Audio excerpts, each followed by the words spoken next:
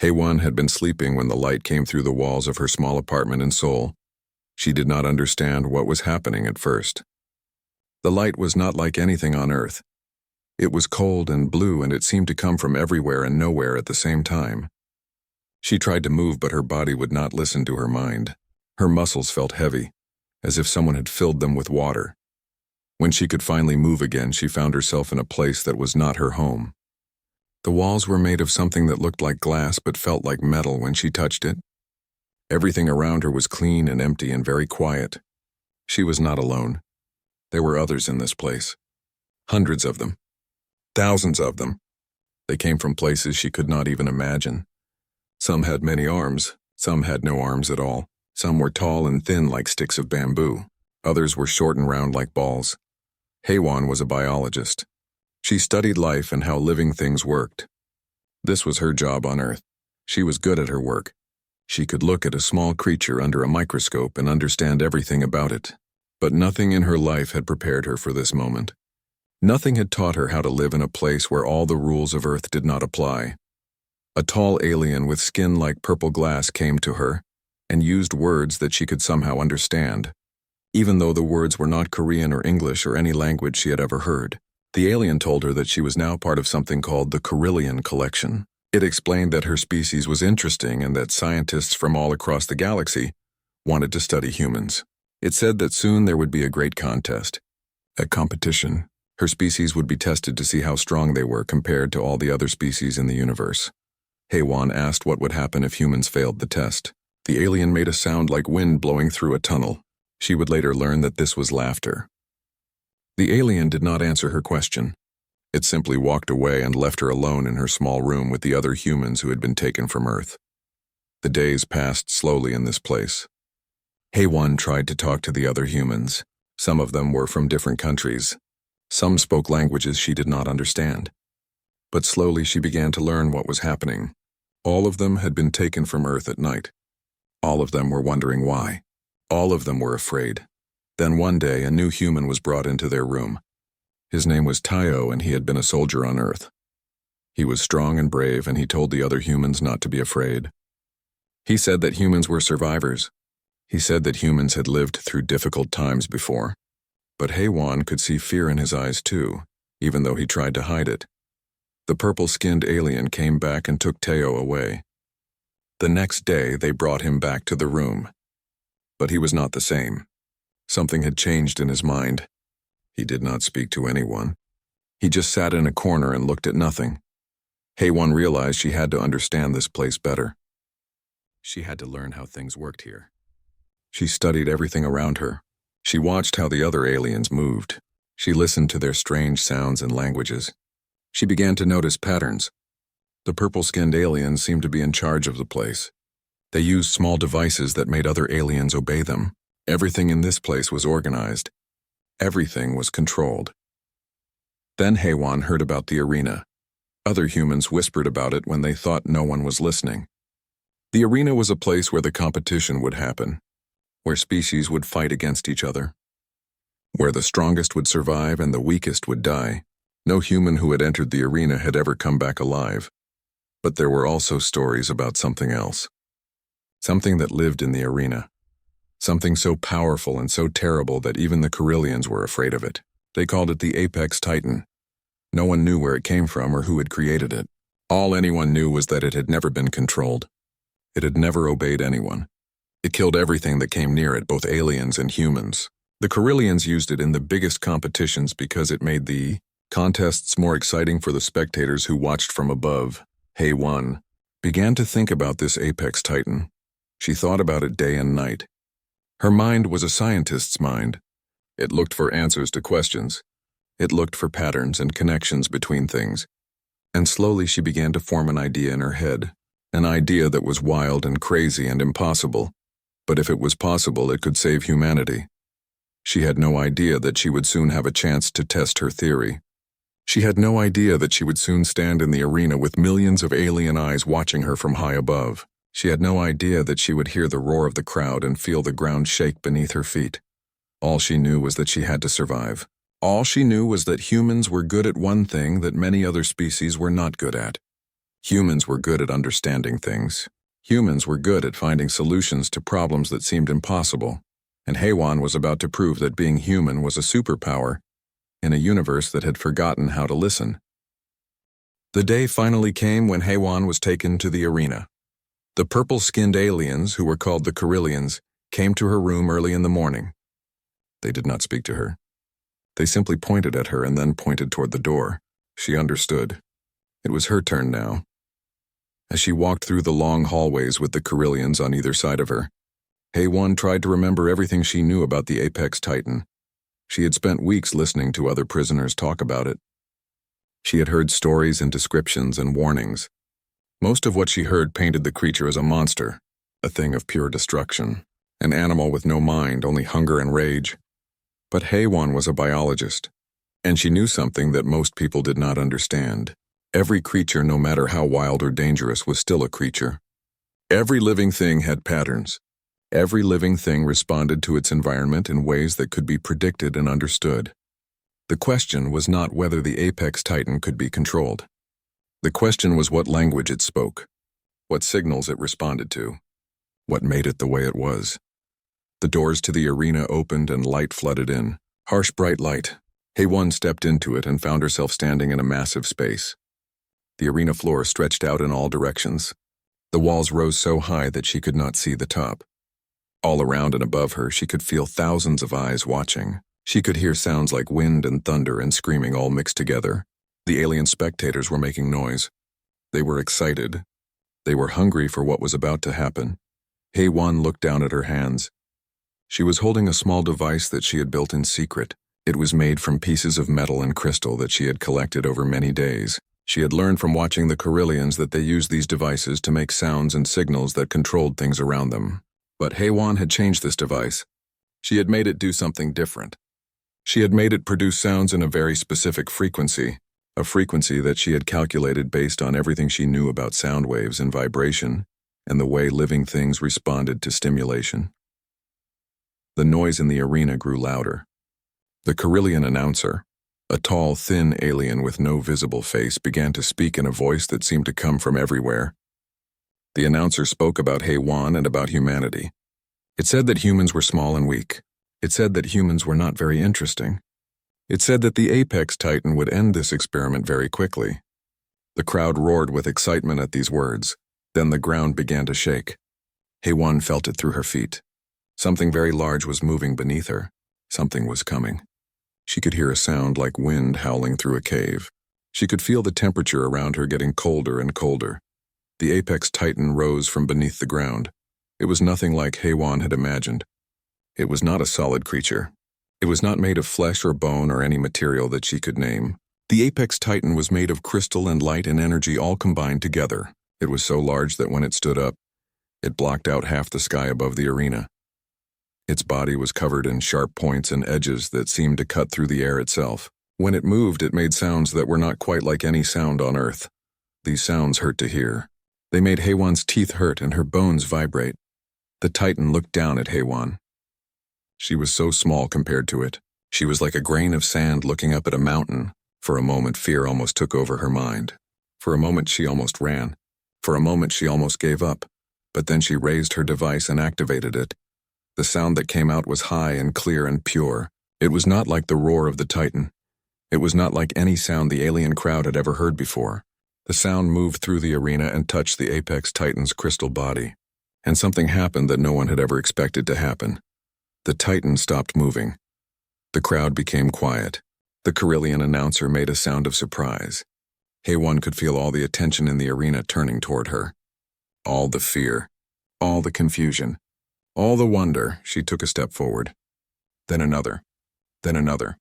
With each step, she adjusted the frequency of her device.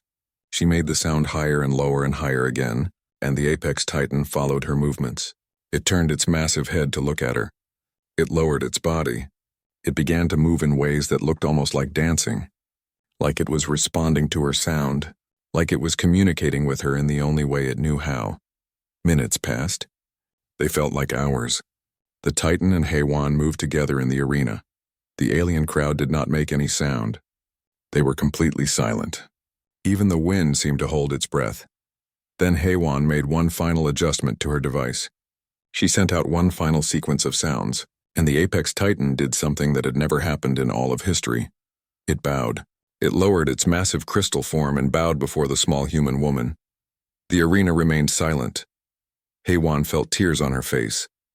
She did not know if they were from joy or fear or relief or all three things at once. She had done something that nobody had thought was possible. She had not controlled the Apex Titan through force or magic or weapons. She had spoken to it in its own language. She had listened to what it was trying to tell her, and it had listened back.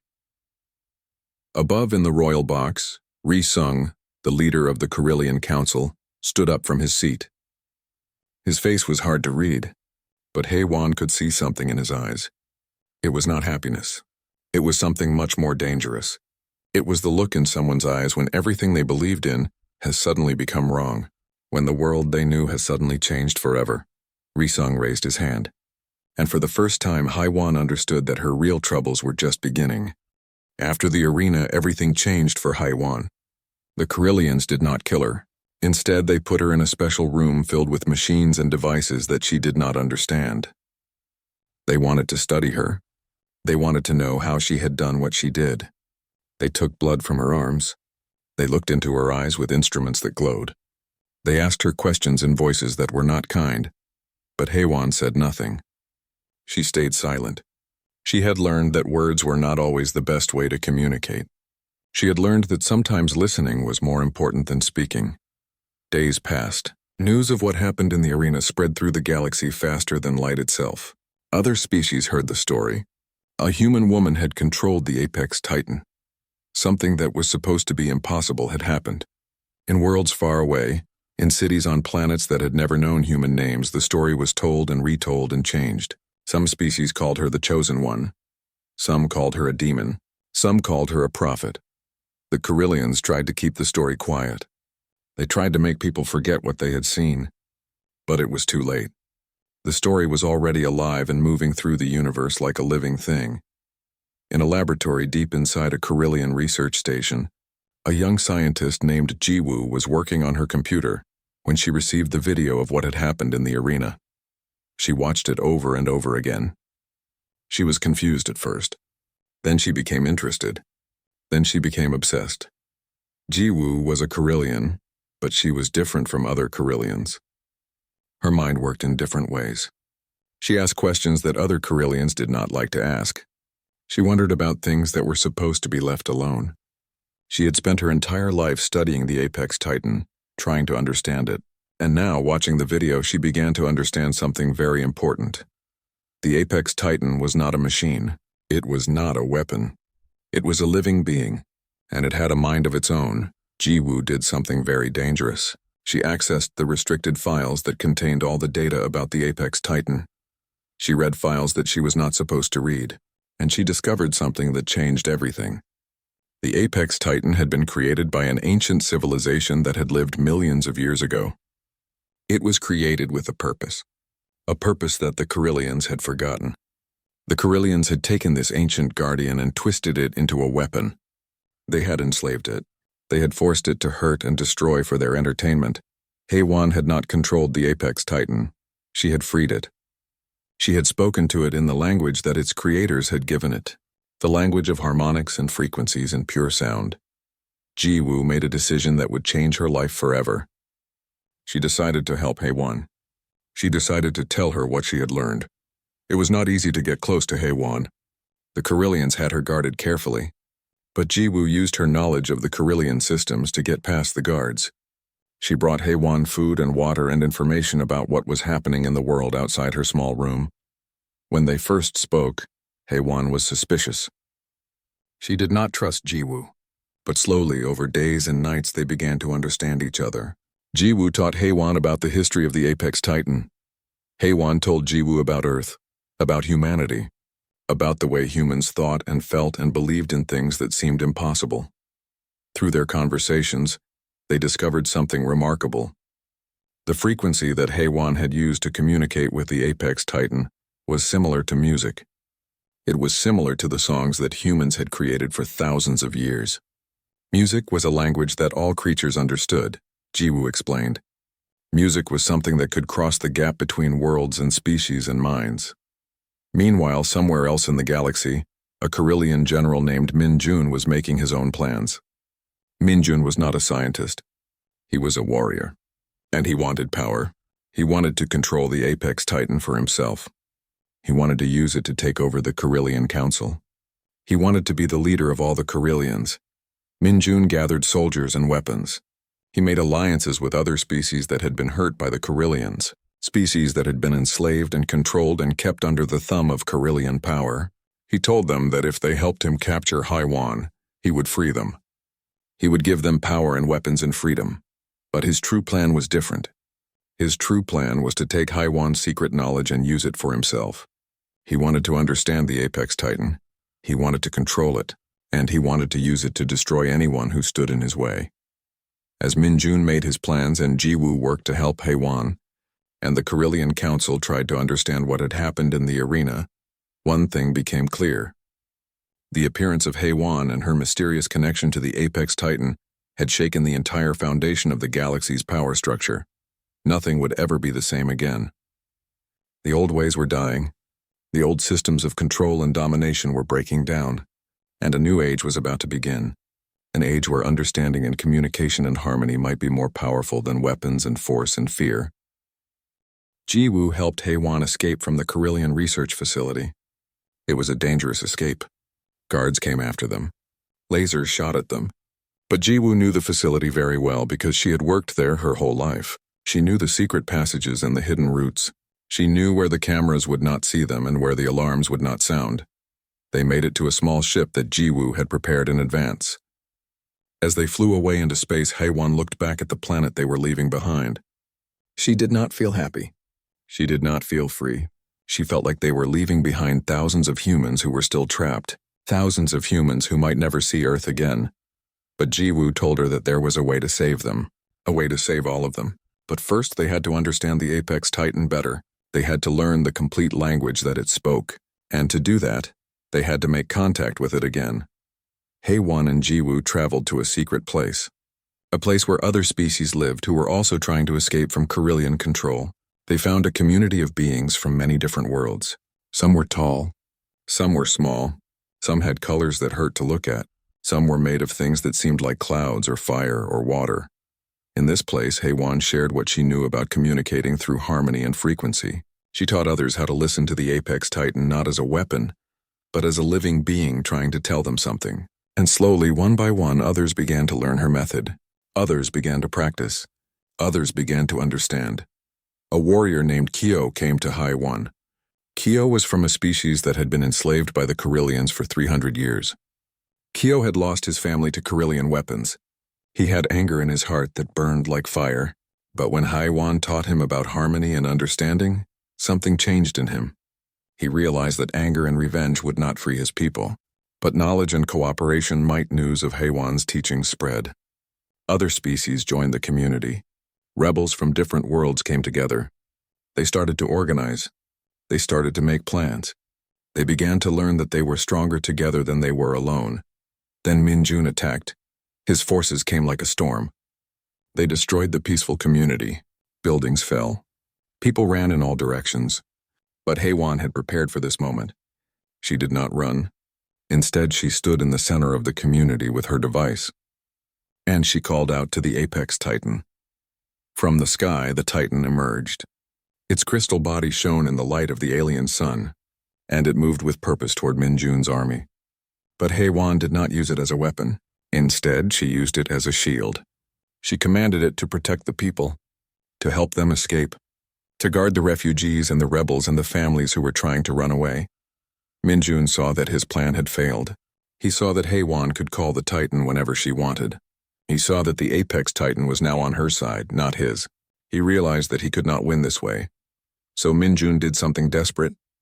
He called for all the Carillion forces to gather. He called for an invasion.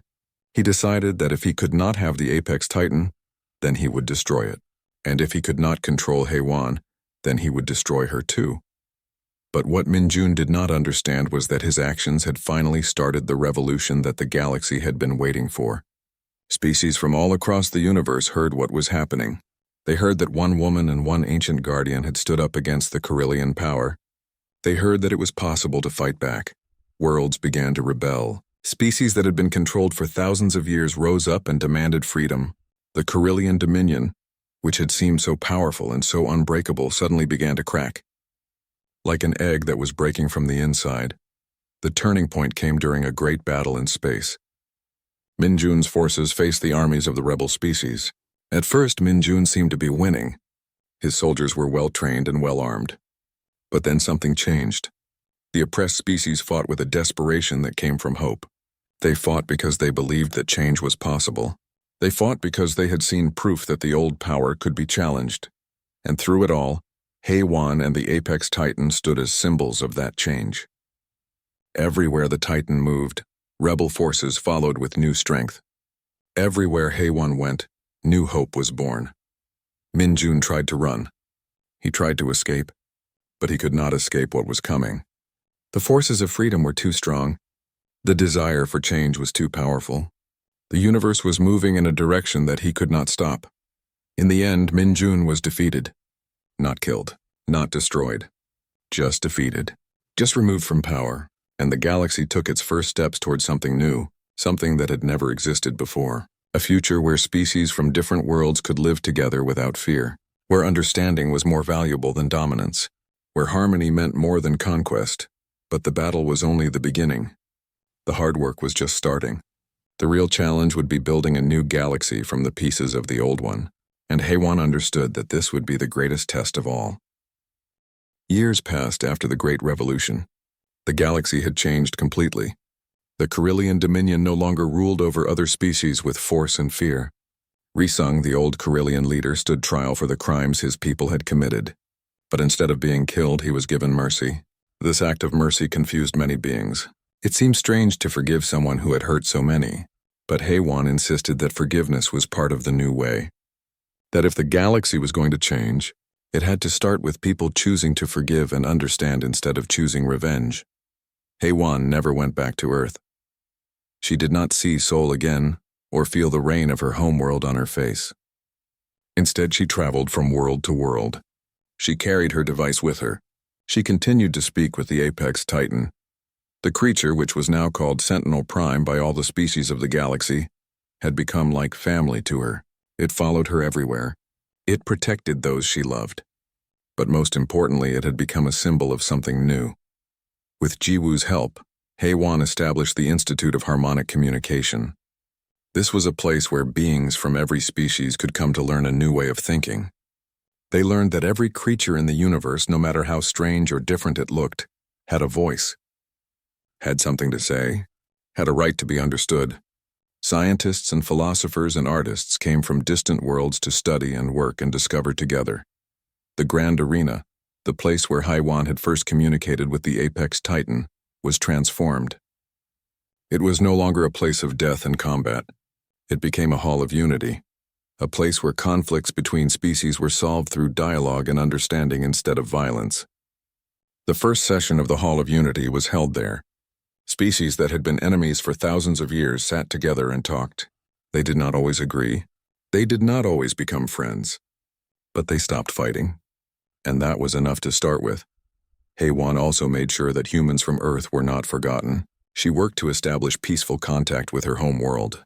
She sent messages back to Earth explaining what had happened to her and what she had learned. When the first humans arrived on the Institute, they were amazed by what had been built. They were amazed that one of their own kind had changed the galaxy. On HFY's 35th birthday, she stood in the Hall of Unity and looked at all the beings who had come to celebrate with her. There were tall aliens and small aliens. There were aliens who glowed in the dark and aliens who looked almost human. There were beings made of energy and beings who could not even be seen by human eyes. They had all come from different worlds and different cultures. They had all come from places where they had once believed that only their own kind mattered. Kyo, the warrior who had learned harmony from HFY, stood beside her. He had become her closest friend. He had become a leader of the new galaxy, a being who helped make sure that all species had a voice and all beings were treated with respect. Jiwoo was there too. She had left behind her life as a Carillion scientist and become the director of the Institute. She spent her days teaching others about frequencies and harmonics and the deep language that all living things spoke. When HFY looked at all these beings gathered together in peace, she thought about the moment when she had stood alone in the arena. She thought about how afraid she had been, how small she had felt, how impossible everything had seemed. But she had learned something very important in that moment. She had learned that humans had a gift. The gift of understanding, the gift of listening, the gift of finding harmony where others saw only chaos.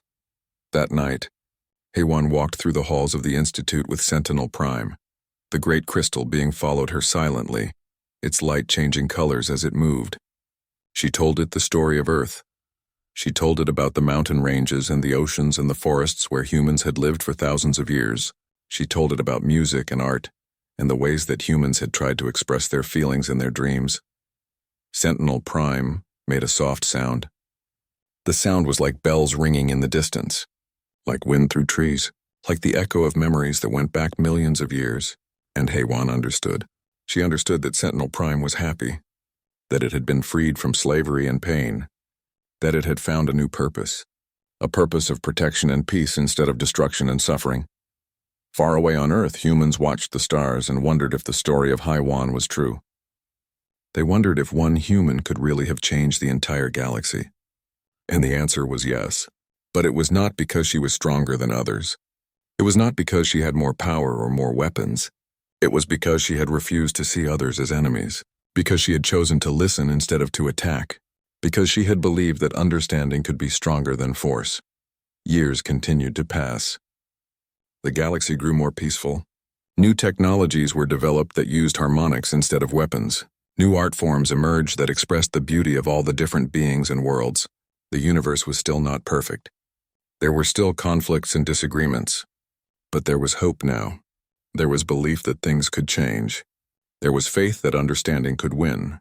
And at the center of it all, HFY continued her work. She continued to teach.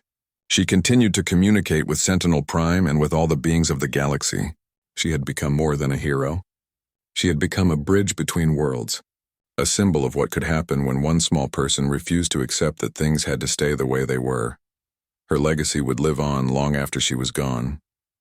Future generations would tell the story of the woman who went into the arena and heard the silence, the woman who spoke to the apex titan in a language of harmony and love, the woman who taught the galaxy that might does not have to mean right, that power can be used to protect instead of to hurt, that understanding is the greatest power of all.